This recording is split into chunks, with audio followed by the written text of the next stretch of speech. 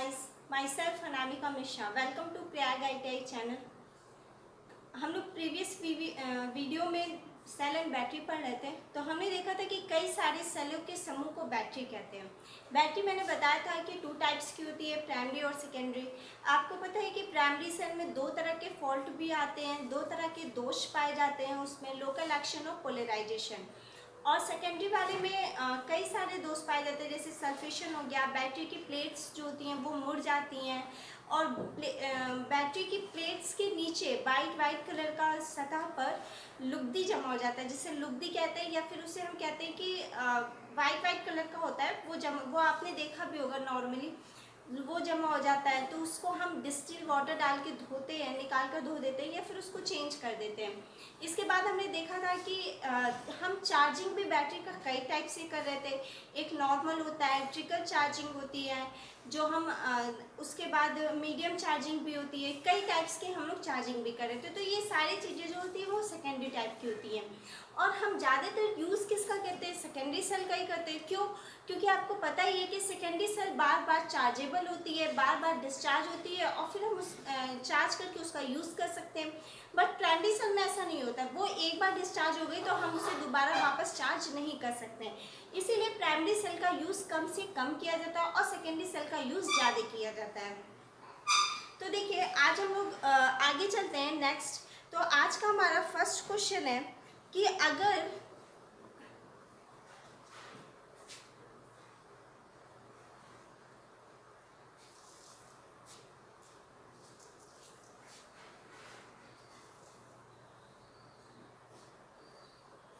First question है कि 144 ampere hour की एक बैटरी है. आपको पता है कि बैटरी की यूनिट क्या होती है? एम्पियर आवर होती है.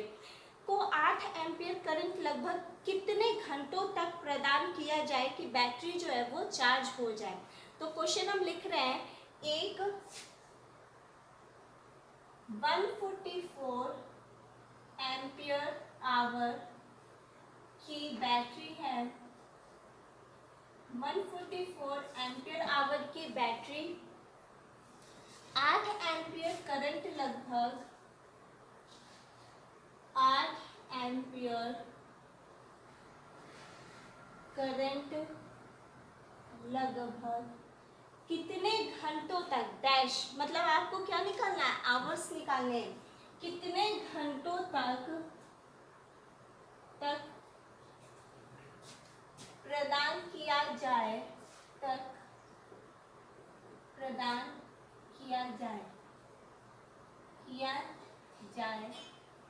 कि बैटरी जो है वो चार्ज हो जाए. ठीक है, क्वेश्चन ये. ऑप्शन देखिए, आपके पास ऑप्शन है ए 74, बी है 96, सी है 89 और डी है 18. ठीक है, तो इसके बाद देखिए, अगर हम निकालेंगे इसे, तो आपको पता है कि एम्पियर आवर निकालने के लिए हम लोग क्या करेंगे? 144 एम्पियर आवर बैटरी की क्षमता है, कितनी है? 144 है. और इसमें कितना एम्पियर की हम करंट दे रहे हैं? 8 एम्पियर की करंट दे रहे हैं. तो यहाँ पे हम लिखेंगे 8. यहाँ पे क्या है? हमारा एम्पियर आवर है, और यहाँ पे क्या है? हमारा एम्पियर है. तो अगर एम्पियर से एम्पियर कट जाएगा तो क्या बचेगा हमारे पास? आवर बचेगा. और पूछ क्या रहा है हमसे? पूछ भी आवर ही रहा है, घंटा ही पूछ रहा है. तो इसको अगर हम काटेंगे तो यहाँ पे क्या लिख सकते हैं? 18 आवर. क्या लिख सकते हैं? 18 आवर. तो हम कह सकते हैं कि अगर हमारे पास 144 एम्पियर आवर की बैटरी है और उसे 8 एम्पियर का करंट दिया जाएगा, तो वो 18 घंटे तक उसे लगेगा. ठीक है, तो अगर एम्पियर से एम्पियर कटेगा तो ये हमारा आवर में आंसर आ जाएगा, और हमें निकालना भी यही है. तो ये हमारा करेक्ट है. अब नेक्स्ट देखिए, ऐसे ही छोटे छोटे क्वेश्चन आपके एग्जाम में भी आते हैं. ये आपका 92 में आया हुआ एग्जाम क्वेश्चन है, 2008 में आया है, 2012 में आया है, और 2018 में भी आया हुआ क्वेश्चन है. क्या होगा कि बहुत करेगा तो ये डिजिट चेंज कर देगा, लेकिन न्यूमेरिकल अगर आपके पूछेगा आपके लेवल पे तो यही पूछता है, नहीं तो सीरीज और पैरेलल का कनेक्शन पूछता है. तो आपको पता ही है कि अगर बैटरी सीरीज में लगी हो, तो अगर मान लीजिए ये बैटरी है, ठीक है,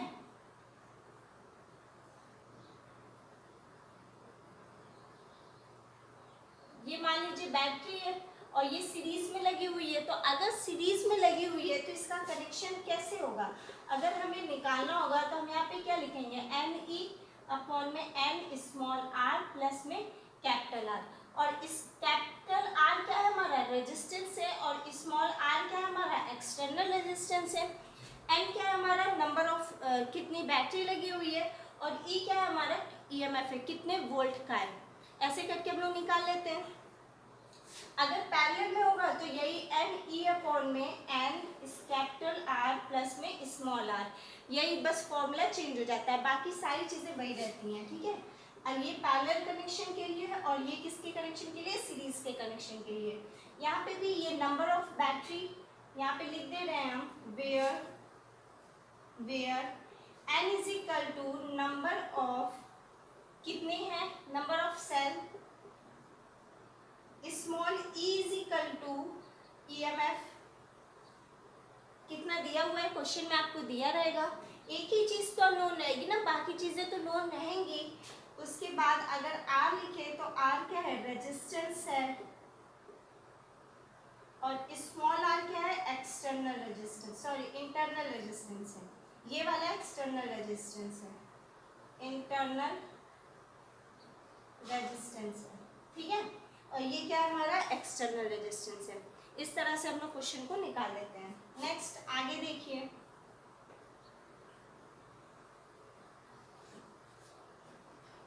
आगे क्वेश्चन पूछ रहा है कि निकेल आयरन सेल होता है, तो आपको पता ही है कि nickel iron cell, lead cadmium cell, lead acid cell, ये जितनी भी सेलों की बात की जाएगी वो सारी प्राइमरी सेल नहीं होती हैं, वो सारी सेकेंडरी सेल होती हैं। अगर आपसे पूछा जाए क्वेश्चन कि देखिए हम आपको बता दें, दो तरह की सेल हुई, एक हुई हमारी प्राइमरी सेल और दूसरी हुई हमारी सेकेंडरी सेल। तो क्वेश्चन अक्सर 4 प्राइमरी का, 3 प्राइमरी का दिया रहेगा और एक सेकेंडरी सेल दिया रहेगा, पूछेगा बताइए इसमें से कौन सा सेकेंडरी सेल है, या फिर 3 सेकेंडरी सेल दिया रहेगा और पूछेगा कि बताइए इसमें से कौन सा प्राइमरी सेल है। तो आपको पता होना चाहिए कि कौन सा प्राइमरी सेल के अंदर आता है और कौन सा सेकेंडरी सेल के अंदर आता है। तो अगर हम प्राइमरी सेल की बात करें तो यहाँ पे होता है डेनियल सेल, उसके बाद होता है ड्राई सेल, लेक्लांचे सेल, ठीक है। ये कई टाइप्स के सेल होते हैं, ये और भी 1-2 टाइप होती है, वो सब किस में आते हैं, प्राइमरी सेल में आते हैं। बुशेन सेल भी होता है, वो तो सेकेंडरी सेल में आता है। बुशेन सेल, उसके बाद है हमारा lead acid cell, lead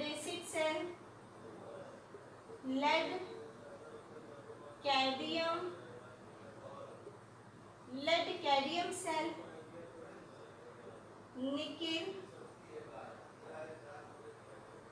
nickel iron cell, ये सारे सेल किस में आएंगे, सेकेंडरी सेल में आएंगे। तो आपको पता होना चाहिए कि कौन सा सेल किस में आता है, ठीक है। तो Daniell cell, dry cell, Leclanche cell, और अभी हमें याद आएगा तो हम 2 सेल और भी हैं, नाम आपको बता देंगे। तो इस तरह से हमारे सेल क्लासीफाई होते हैं। अब क्वेश्चन सुनिएगा कि क्वेश्चन क्या पूछा है कि निकेल आयरन सेल कौन सा सेल होता है। ऑप्शन ए है सेकेंडरी सेल, बी है प्राइमरी सेल, सी है सूक्ष्म प्राथमिक सेल, और डी है सूक्ष्म द्वितीय सेल। तो हमने सूक्ष्म का मतलब ड्राई की तो बात ही नहीं की, और ड्राई सेल तो सिर्फ और सिर्फ प्राइमरी सेल का ही एग्जाम्पल है, वो सेकेंडरी में आता ही नहीं है। तो यहाँ पर क्या होगा कि ये सेकेंडरी सेल का एग्जाम्पल है, ठीक है। क्या पूछा था आपसे, निकेल आयरन सेल पूछा था, किस में है, सेकेंडरी सेल की कैटेगरी में है। नेक्स्ट क्वेश्चन देखिए,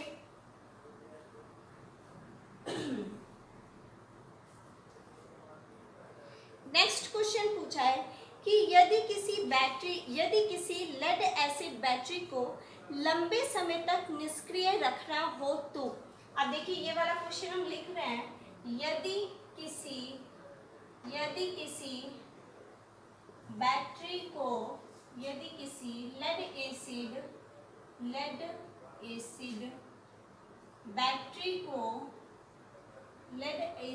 बैटरी को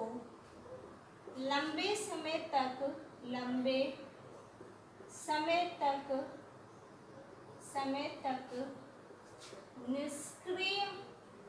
निष्क्रिय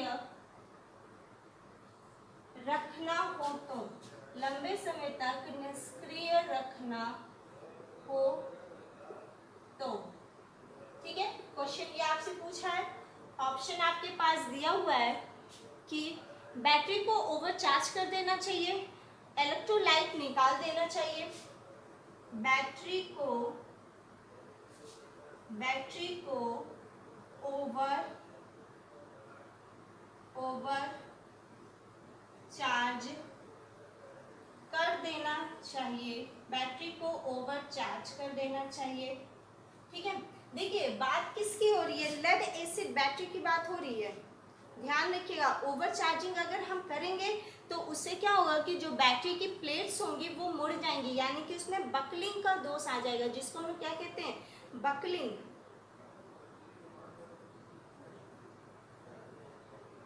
तो ये वाला ऑप्शन तो बिल्कुल ही गलत है, हम ओवरचार्ज कर ही नहीं सकते, ओवरचार्ज करने पे बैटरी फूल भी सकती है। नेक्स्ट ऑप्शन है प्लेट्स को आसुत जल से धो देना चाहिए, मतलब कि डिस्टिल वाटर से धो देना चाहिए। नेक्स्ट है बैटरी को ओवरचार्ज कर देना चाहिए, इलेक्ट्रोलाइट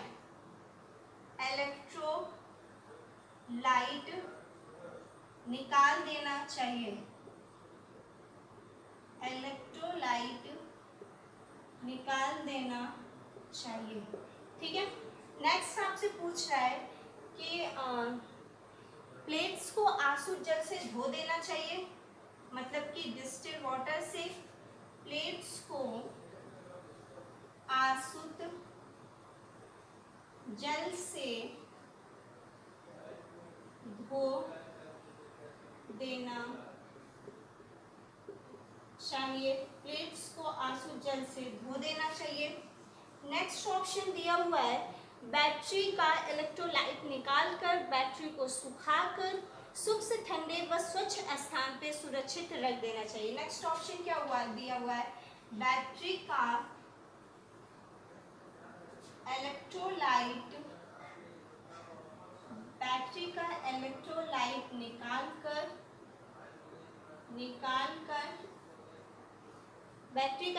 निकालकर बैटरी को सुखाकर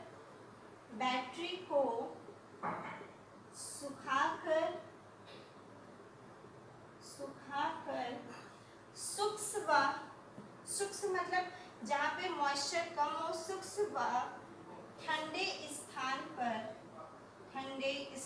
पर रख देना चाहिए।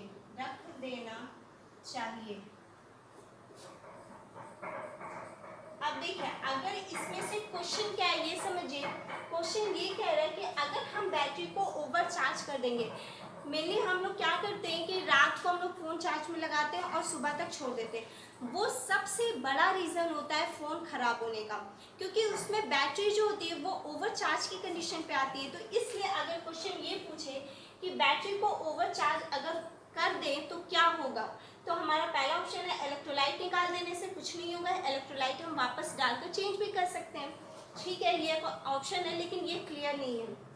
फिर क्या है, प्लेट्स को आंसू जल से धो देना चाहिए।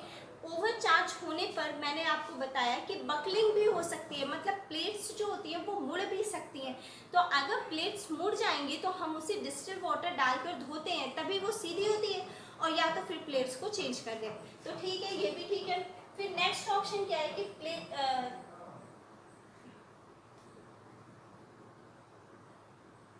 हाँ ये क्या लिखा हुआ है कि क्वेश्चन ये है ना, यदि किसी लेड एसिड बैटरी को लंबे समय तक डिस्चार्ज रखना है, लंबे समय तक उसे डिस्चार्ज रखने की कंडीशन में रखना है, तो उसके बाद नेक्स्ट ऑप्शन है आपका बैटरी का इलेक्ट्रोलाइट निकाल देंगे हम, उसका इलेक्ट्रोलाइट जो भी H2SO4 HNO3 जो भी हमारी बैटरी में होगी, लेड एसिड बैटरी में जो भी हमारी इलेक्ट्रोलाइट होगी उसको पहले हम लोग निकाल देंगे, फिर बैटरी को सुखा देंगे और सुखाकर सूक्ष्म व ठंडे स्थान पर रख देंगे, जहाँ पे रूम टेम्परेचर पर ही रखना चाहिए या फिर उससे कम पे भी हम लोग रख सकते हैं। तो ऑप्शन कौन सा हमारा सही हुआ, डी वाला ऑप्शन सही हुआ, मतलब कि लेड एसिड बैटरी को अगर हमें डिस्चार्ज की कंडीशन में रखना है तो उसका इलेक्ट्रोलाइट निकाल देंगे, उसको बैटरी को सुखा देंगे और सुखा करके सुबह ठंडे स्थान पर रख देना चाहिए। तो इससे क्या होगा कि लेड एसिड बैटरी जो है वो डिस्चार्ज की कंडीशन में भी आ जाएगी और उसमें कोई भी दोष नहीं उत्पन्न होगा। करेक्ट है। अब देखिए नेक्स्ट ऑप्शन है चार्जिंग के समय लेड एसिड सेल विद्युत ऊर्जा को परिवर्तित करता है। आपको पता ही होगा कि कोई सा भी सेल हो उसका एक ही काम होता है, चार्जिंग के समय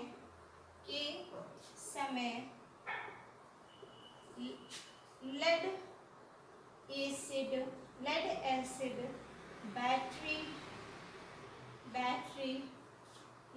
बैटरी चार्जिंग के समय लेड एसिड बैटरी विद्युत ऊर्जा को परिवर्तित करता है। विद्युत ऊर्जा को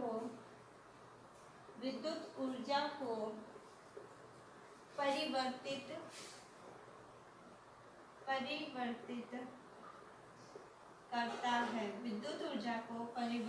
करता है।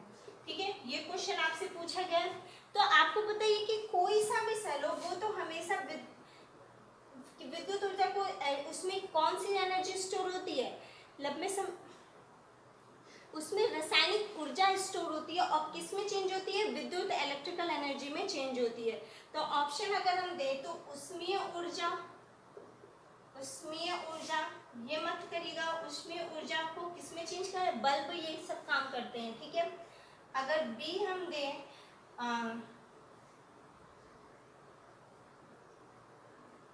ऑप्शन देखिए क्या क्या है, प्रकाश ऊर्जा ये भी गलत है, ये भी ऑप्शन गलत है। नेक्स्ट हमारा रासायनिक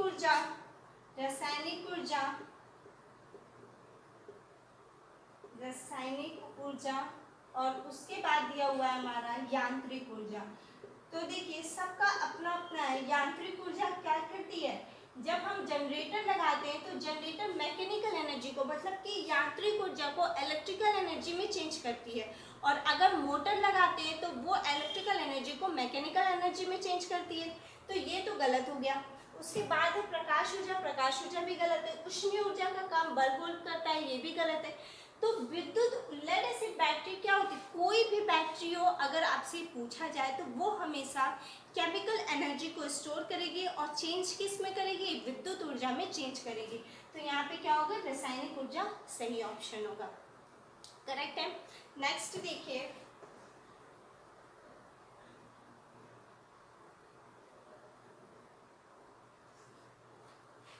नेक्स्ट क्वेश्चन है इलेक्ट्रोलाइट में उपस्थित अशुद्धियों के कारण सेल के प्लेट्स में आंतरिक शॉर्ट सर्किट पैदा हो जाता है। उसको क्या किस दोष के कारण वो पैदा होता है। ठीक है, क्वेश्चन समझिएगा। इलेक्ट्रोलाइट में उपस्थित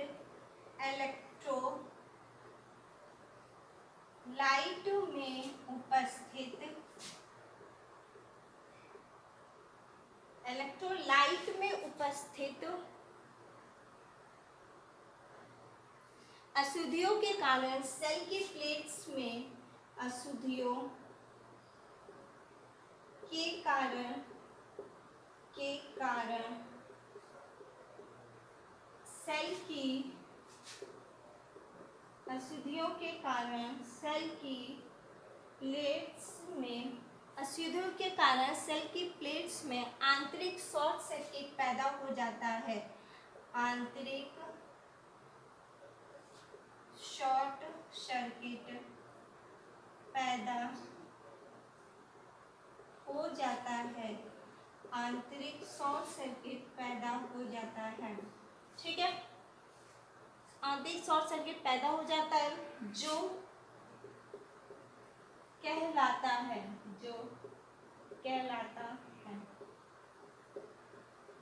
देखिए ऑप्शन आपके पास है polarisation,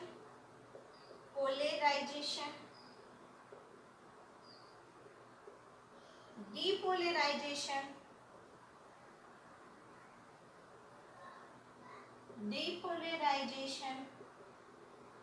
local action, local action, और क्या है हमारे पास में ऑप्शन, बकलिंग, बकलिंग। ठीक है, तो क्वेश्चन में देखिए क्या लिखा हुआ है कि इलेक्ट्रोलाइट में उपस्थित अशुद्धियों के कारण, इलेक्ट्रोलाइट है उसमें उपस्थित अशुद्धियों के कारण सेल की प्लेट्स में आंतरिक शॉर्ट सर्किट पैदा हो जाता है, तो उसे क्या कहते हैं। तो आपको पता है कि अगर प्राइमरी सेल की बात करें तो उसमें दो होता है, एक पोलराइजेशन, एक लोकल एक्शन। तो पोलराइजेशन में क्या होता है कि ये जो प्लेट्स होती है ना, इस पे पॉजिटिव पॉजिटिव ऐसे आयन उठते जाते हैं और यहीं पे ऐसे ऐसे चिपकते जाते हैं, फिर यहाँ पे प्लस प्लस प्लस, इस तरह से वो आपस में क्रिया करते रहते हैं और कर करके यहाँ प्लेट्स पे ऐसे आयंस जो होते हैं वो चिपकते रहते हैं। तो अब देखिए अगर यहाँ पे माइनस होता तब तो ये अट्रैक्शन होता, लेकिन यहाँ प्लस प्लस होने के कारण ये एक दूसरे को रिपल करते हैं। तो रिपल करने से क्या होता है कि इसमें पोलराइजेशन हो जाता है, और इसी प्लेट जब हम आयंस को हटा देते हैं तो हम कहते हैं कि हमारी जो इलेक्ट्रोलाइट है वो डीपोलराइजेशन की कंडीशन में आ गई है। ठीक है, तो पोलराइजेशन और डीपोलराइजेशन ये तो है ही नहीं है, इसकी बात हम नहीं कर सकते हैं, ये मैंने आपको बता दिया। प्लेट में शॉर्ट सर्किट पैदा होना, शॉर्ट सर्किट पैदा होने का मतलब ये होता है कि लोकल एक्शन, लोकल एक्शन में ही प्लेट्स के बीच में शॉर्ट सर्किट पैदा हो जाता है। इसको लोकल क्वेश्चन फिर पूछेगा कि लोकल एक्शन के दोष को दूर करने के लिए हम लोग क्या करते हैं। तो लोकल एक्शन के दोष को दूर करने के लिए प्लेट्स पे पारे की परत चढ़ा देते हैं। किसकी? पारा, पारे की परत चढ़ा देते हैं। तो उससे क्या होता है, उससे लोकल एक्शन की क्रिया नहीं होती है, नहीं होती है। ठीक है, और देखिए ज्यादातर हम जो नेगेटिव प्लेट बनाते हैं वो हमेशा हम लोग जिंक का ही बनाते हैं, क्योंकि जिंक जो होता है वो एक जिंक में कभी भी पोलराइजेशन नहीं हो पाता है। तो पोलराइजेशन ना हो इसलिए हम हमेशा नेगेटिव प्लेट को किसका बनाते हैं? जिंक का बनाते हैं। इतनी बात समझ में आ गई। आज के लिए इतना ही, नेक्स्ट वीडियो में हम इसके आगे कंटिन्यू करेंगे। तब तक के लिए थैंक यू।